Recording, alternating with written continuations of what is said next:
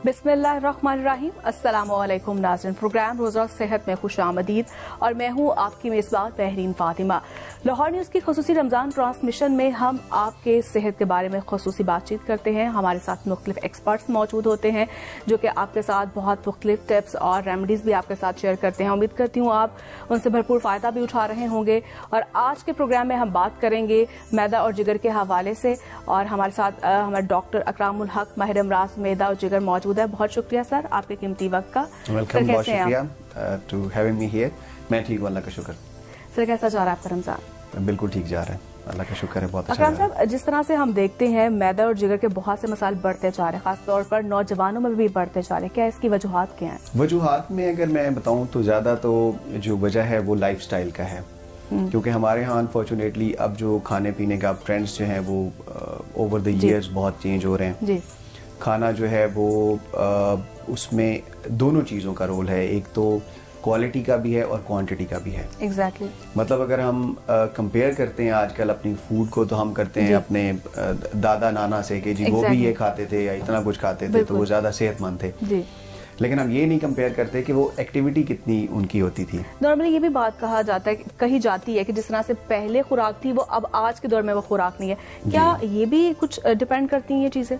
देखिए, कुछ हद तक तो इसमें बिल्कुल है, क्योंकि अगर आप 50 साल या 100 साल पीछे चले जाएं तो वहाँ पे उस वक्त जो थी वो सिर्फ ऑर्गेनिक देसी चीज़ें होती थी। आपको देसी घी था आपके पास, देसी मुर्गी थी, फार्मिंग नहीं होती थी जी। लेकिन उससे भी ज़्यादा मेरे ख्याल में जो चीज़ें हैं वो है एक्टिविटी का, क्योंकि आजकल देखें खाना जिस तरह साइंस ने तरक्की की है तो अब अवेलेबिलिटी ज़्यादा है जी, और वाफिर मिकदार में है, और एक्सपेंसेस भी मतलब उसमें आप देखें ना। लेकिन एक चीज़ आप याद रखिएगा कि जो खाना सेहत के लिए जितना मुज़र है वो उतना सस्ता है। आप अगर डील लेने आप जाएं तो आपको डील मिलेगी कि जी एक पिज़्ज़ा के साथ एक पिज़्ज़ा फ्री जी। लेकिन अगर आप ऑर्गेनिक चीज़ें लेने जाएं जो हेल्दी हैं उस पर आपको कोई डील नहीं मिलेगी। Exactly. तो एक तो ये भी है चीज़ कि अच्छा, फिर वेस्टर्नाइजेशन जब होती है, मॉडर्नाइजेशन होती है, लोग अब डाइनिंग आउट इतनी कॉमन हो गई है, बाहर का खाना बहुत ज़्यादा हो गया है जी। वो उसका बहुत बड़ा रोल है। फिर हमारे यहाँ चीज़ें उतनी खालिस भी नहीं मिलती हैं, मतलब मैं मिलावट की बात कर रहा हूँ, आपको मसाले नहीं खालिस मिलेंगे, उनका इस्तेमाल ज़्यादा होगा तो वो भी फ्रूट्स नहीं है। अब वेजिटेबल्स में बहुत सारी रिपोर्ट्स आती हैं कि ये जो सीवेज वाला है, सीवेज का पानी जो है वो उसमें है, वो है। फिर पेस्टिसाइड का इस्तेमाल ज़्यादा है।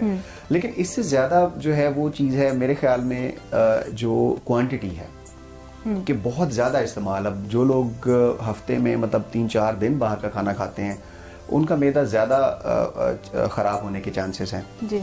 फिर पानी से एक मेन बैक्टीरिया है जो कि एच पाइलोरी जिसे हम कहते हैं, वो उस सोर्स से आता है और वो हमारे मैदे को बहुत ज़्यादा डैमेज करता है। तो ये भी उसमें जो है ना एक कंट्रीब्यूशन है, उसका खाने का भी है और लाइफस्टाइल का। यानी आप कह रहे हैं जो क्वालिटी है वो कम है लेकिन क्वांटिटी ज़्यादा इस्तेमाल हो रही है, ज़्यादा हो रही है ना। देखिए, अब एक्टिविटी नहीं है। अब अगर हम रोज़ाना देखें तो हमारा जो कैलोरिक आउटपुट है जो हम कंज्यूम कर रहे हैं, हम कितना पैदल चलते हैं, हम कितना चीज़ हम खुद हाथ से काम करते हैं, वो बहुत कम है और इनटेक ज़्यादा है। तो वो ये होगा कि उसके नतीजे में मैदे ने जो है वो ख़राब ही होना है, जिगर के ऊपर प्रेशर आएगा, वज़न बढ़ेगा, तो फिर सारे सिस्टम ही मुतासर होंगे। तो अब जो टीन एजेस हैं उनके लिए उन्हें क्या ग़िज़ा खानी चाहिए, क्या ज़्यादा क्या इस्तेमाल करना चाहिए? देखिए, इस वक्त जो मेरे ख्याल में सबसे जो एक चीज़ है जो ज़्यादा हमें डैमेज करी है वो है कार्बोहाइड्रेट्स। और उसमें ख़ास तौर पे जो प्रोसेस्ड शुगर है, चीनी, ये अगर आप देखें तो जैसे टीन एजर्स का आप देखें कि ख़ास तौर पे आइस क्रीम का इस्तेमाल हो गया, बेकरी आइटम्स का इस्तेमाल हो गया, ये बहुत ज़्यादा है। अच्छा, जंक फूड है तो वो उसमें जो आप देखें कि अगर आप कंपेयर करें एक गंदम की रोटी को और उसको कंपेयर करें आप पिज़्ज़ा ब्रेड को, या जो बर्गर में जो वो यूज़ होती है, उसका पैटी यूज़ होती है, या आप शॉर्मा का वो ब्रेड यूज़ करें देखें तो उसमें जो बहुत प्रोसेस्ड आटा इस्तेमाल होता है, फाइबर निकल जाता है। तो वो जैसे ही कार्बोहाइड्रेट जाते हैं तो वो जब डाइजेस्ट होते हैं तो वो ग्लूकोज में कन्वर्ट हो जाते हैं। वो ओबेसिटी का एक तो बहुत बड़ा जरिया बन रहा है। और आप देखें कि टीन एज से ही ओबेसिटी हमारे यहाँ बहुत बढ़ रही है जी। और यही वजह है कि इसी वजह से मोटापे के साथ फिर शुगर का रिस्क हमारे यहाँ मुल्क हमारा बहुत इस वक्त रिस्क पे है। शुगर में हमारे जो है वो 25-26% तक चली गई है, जो बहुत अलार्मिंग है। ऐसे ही तो ये सारी चीजें हैं जो उसमें। अच्छा, फिर एक्टिविटी नहीं है, आउटडोर गेम्स नहीं है। मोबाइल की गेम्स तो लोग खेलते हैं लेकिन आउटडोर गेम्स नहीं है, तो ये एक बहुत बड़ी वजह है इसकी। टीनेजर्स में टीनेजर्स में ये ज्यादा ये मसाइल पाए जाते हैं। तो हमें गिज़ा जो है उसका क्या इस्तेमाल करनी चाहिए, क्या अपने बच्चों को हमें आदी बनाना चाहिए? इसमें देखिए, पहली बात ये है कि एक जो वो ट्रेंड चला आ रहा है कि जैसे बच्चों को जबरदस्ती खिलाया जाता है, कि अक्सर बल्कि डॉक्टर के पास भी आते हैं लोग तो कहते हैं जी मेरा बच्चा खाता कुछ नहीं है। तो इसमें ये है कि शुरू से ही उन्हें एक मुतवाज़न ग़िज़ा का जो है ना वो आदी बनाया जाए। और इसमें दूसरी चीज़ ये है जो आजकल मैं अक्सर देखता हूँ कि सब्जियां नहीं खाते हैं बच्चे भी जी, फ्रूट्स नहीं खाते, सब्जियां नहीं खाते। अच्छा, सिर्फ चिकन खा रहे हैं और या मतलब गोश्त का इस्तेमाल ज़्यादा है और स्वीट्स का इस्तेमाल ज़्यादा है।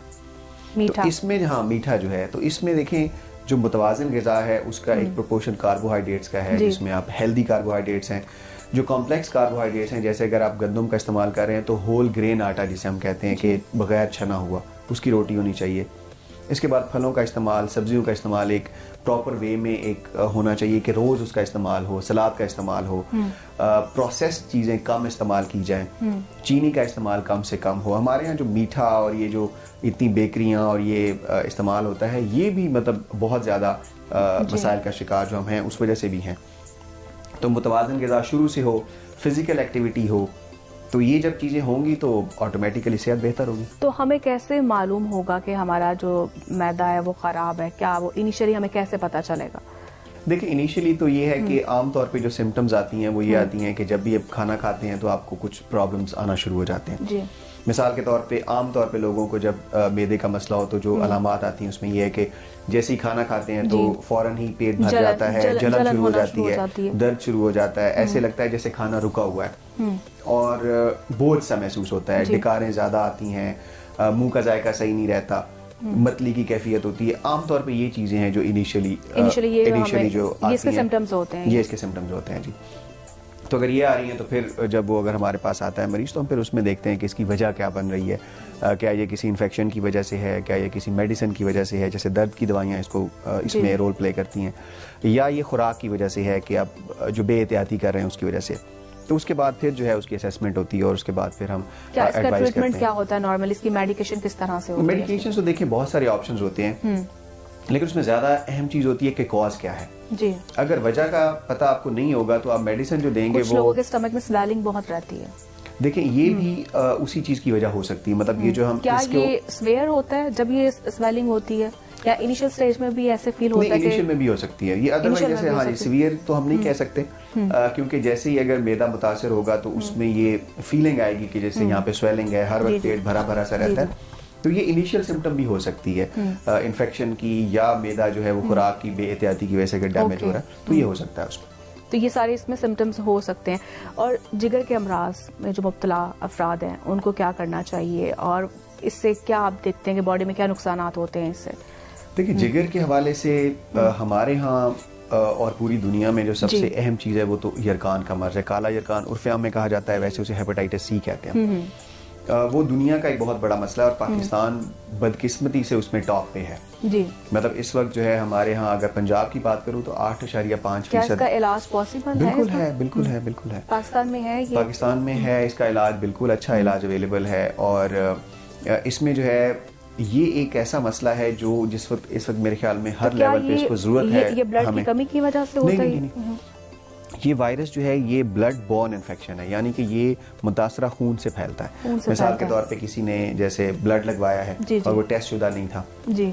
किसी जगह से उसने ट्रीटमेंट कराया है, दांतों का इलाज आप देखते हैं जैसे फुटपाथ पे लोग औजार लेके बैठे हुए हैं, तो उन जर्म्स की, ये बेसिकली एक जर्म ही है और ये वायरस ही है जो कि ब्लड से एक इंसान से दूसरे इंसान को फैलता है। इसमें हम बहुत सारी बेहतियातियां जो करते हैं उसकी वजह से फैलता है। मिसाल के तौर पे ये जैसे आप लोग जो है मर्द हजरात जो बार्बर के पास जाते हैं और रेजर का चेंज नहीं करते हैं वो, तो उस तरह ये फैल सकता है। खवातीन जो नाक कान का जो ये पियर्सिंग करवाती हैं इसमें अगर उसमें भी बिल्कुल फैलते हैं।